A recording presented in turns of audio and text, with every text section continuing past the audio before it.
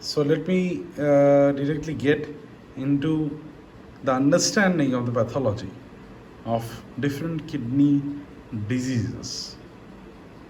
For that, I need to make a very simplified diagram for you. So there we go. First of all,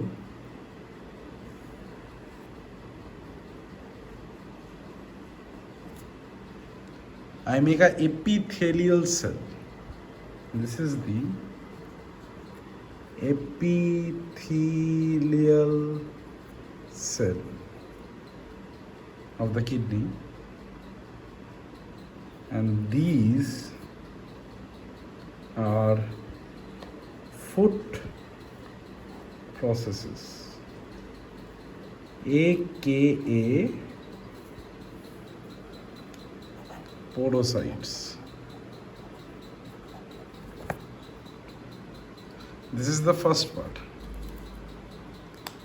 The second one, I'll use a green marker. The second one is the basement membrane. So what is this? This is the basement membrane.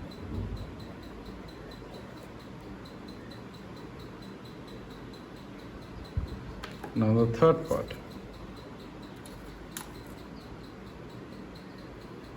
This, I've drawn it with red. This is the capillary. And this portion, which I shall make it a little bit deeper,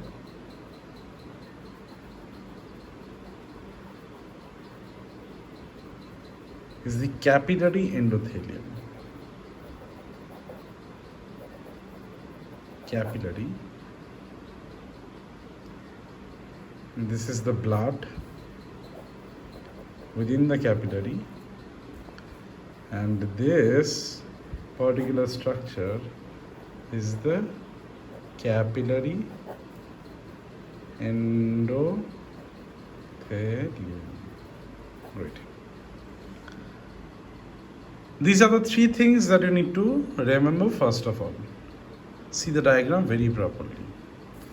So I'll directly come to the diseases and their pathology.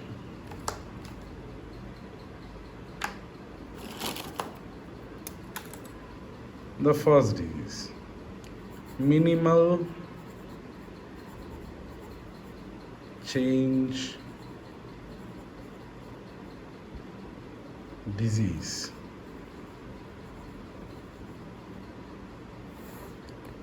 So occurs very often in children,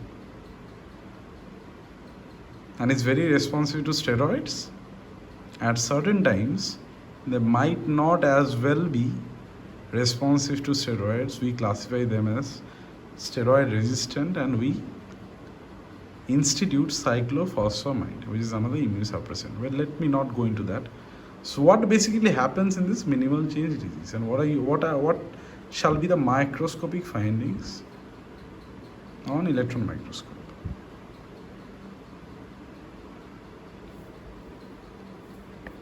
In a minimal change disease, you are gonna lose, I am using this black pen, you are gonna lose the food processes. This is where the pathology lies.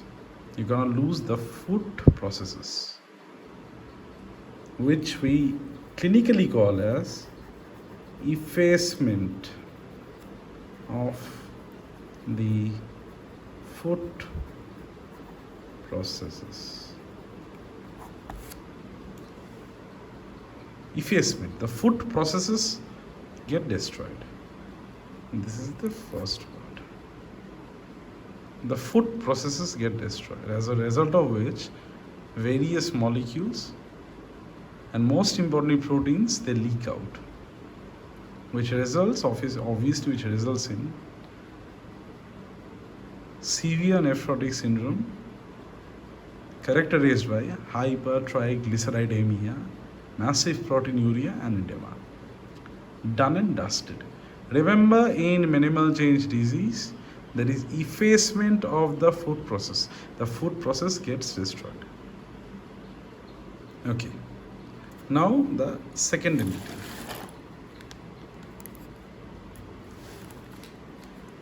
Let's talk about membranous nephropathy. Membranous nephropathy. Now, what happens in membranous nephropathy? You see, in membranous nephropathy, I'll use a different marker for this. In membranous nephropathy, there is subepithelial deposition of antigen antibody complexes. These are all antigen antibody complexes. Antigen antibody. Subepithelial. You can just see it very clearly. It is just next to the epithelium, epithelial cell. So we call it. How do I bring out the thing? We call it subepithelial deposits. Also known as spike dome appearance. Remember, in membranous nephropathy,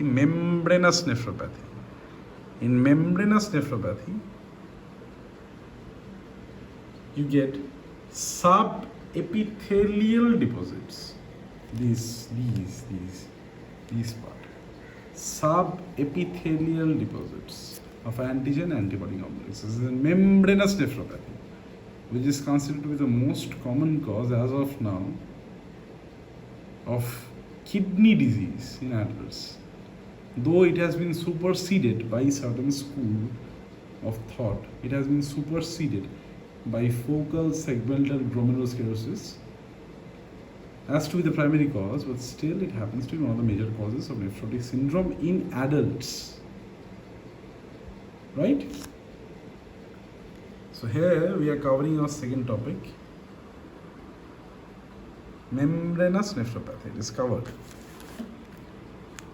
Then we go to our next topic, which is focal segmental glomerulosclerosis, or in short we call it FSGS.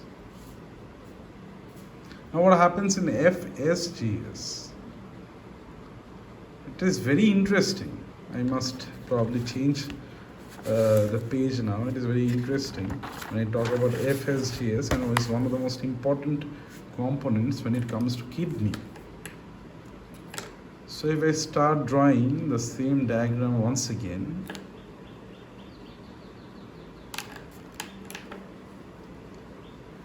this is your epithelium with the food process.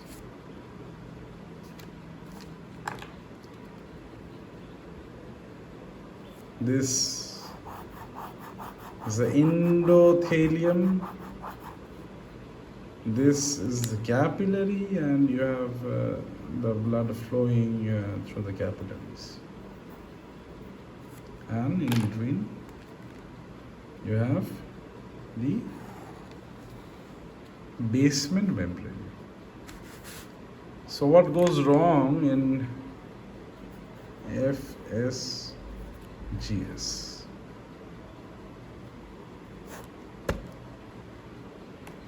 Once again, in FSGS, very similarly, there is effacement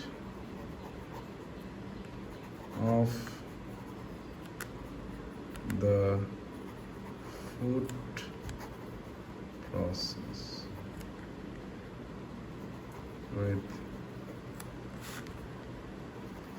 subepithelial deposits of antigen and antibody complexes. So how do I depict it in the diagram? Let me put the heading as FSGS. So how should I depict it in the diagram? I'm using I'll probably use a different pen. These are the food processes. They get wasted, which is very important, and concomitantly there are antigen antibody complexes, which, as you can see when you refer to my previous diagram, this is the epithelia, the epithelium cell. It is subepithelial. These are antigen antibody complexes. Now the next question would arise, what is the basic difference in between FSGS and minimal change disease? In both we lose the food process. The basic difference will be depicted in another picture. By now you must have understood the following diagrams. So I'll draw it once again. And this is your epithelia with the food process. I'm drawing another epithelia out here with the food process.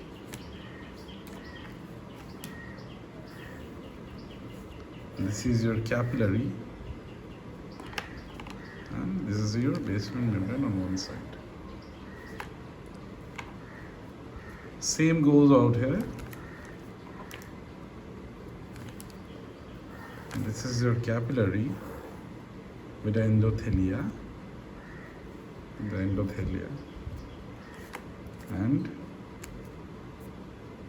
in the bifurcation you have the basement membrane.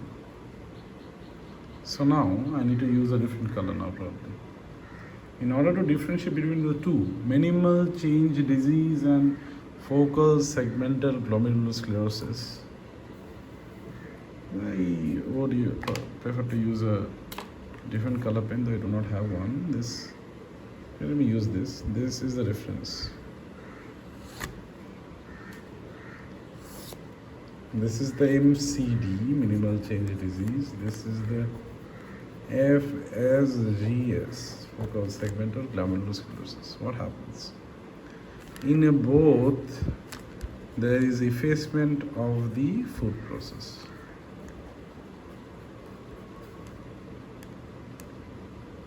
FSGS differs because there are antigen antibody, I'm very sorry, I should have drawn it out here, antigen antibody deposits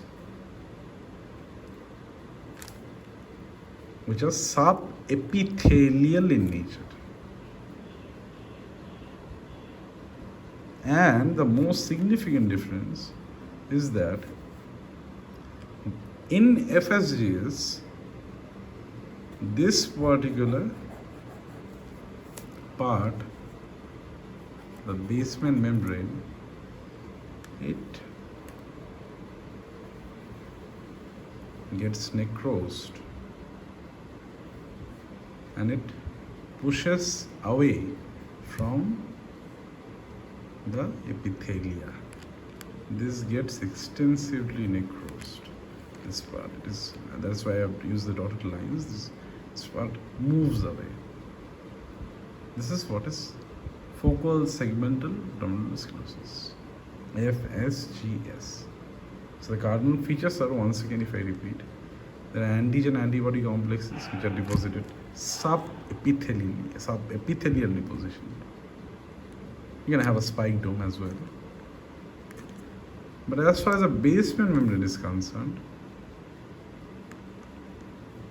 And obviously if I draw the matrix which consists of mesangial cells, I'll come to that point later. If I draw the matrix out here, the basement membrane slips out in FSGS. It's a very important point. In FSGS, this is what you're going to find on a microscope. So the last part, the last topic would be membranoproliferative glomerulonephritis, or MPGN. Now what happens in MPGN? Once again, if I go back to the same diagram, I'm going to draw a epithelial cell with the porocyte. I'm going to draw a basement membrane, and I'm going to draw a blood vessel. With this time I'm marking it like this. I'm not making it a bit bold, the line. These are the endothelial cells. These are the endothelial cells. So what happens in membranoproliferative glomerulonephritis? Here again there are antigen antibody complexes which get deposited,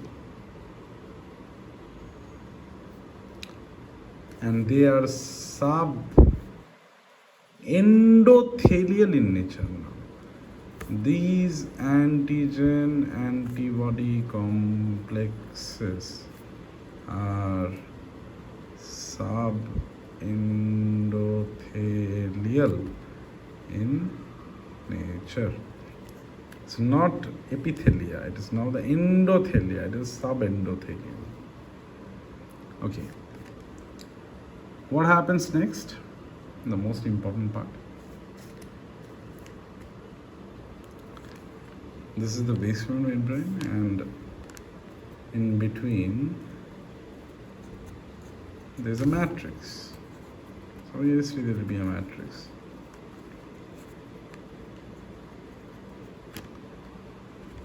These matrices are composed of mesangial cells, which usually proliferate. That is why you give the name mesangioproliferative glomerulonephritis. They proliferate. Diagram should be very clear. Once again I repeat, there will be antigen antibody complexes, sub-endothelial deposition with extensive proliferation of the mesangium, the mesangials, due to the mesangial cells, to the proliferation of the mesangial cells. This is the basic pathology. The next point where I'd like to focus is,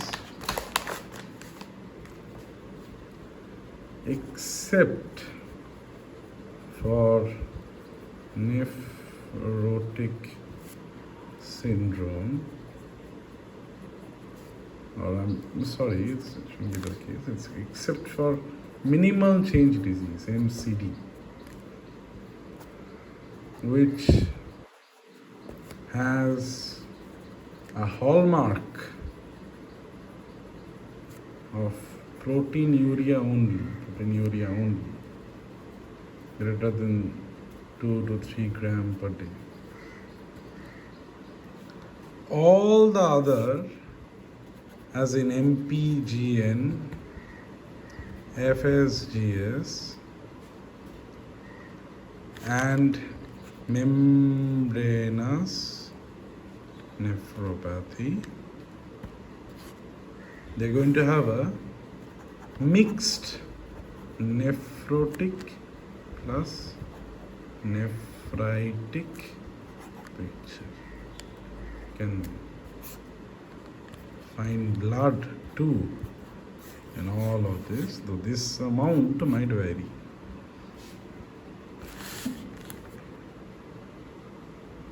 Two important parts about FSGS is associated with heroin use both with age and also HIV, HIV associated glomerulonephritis. These are the things that you can go through.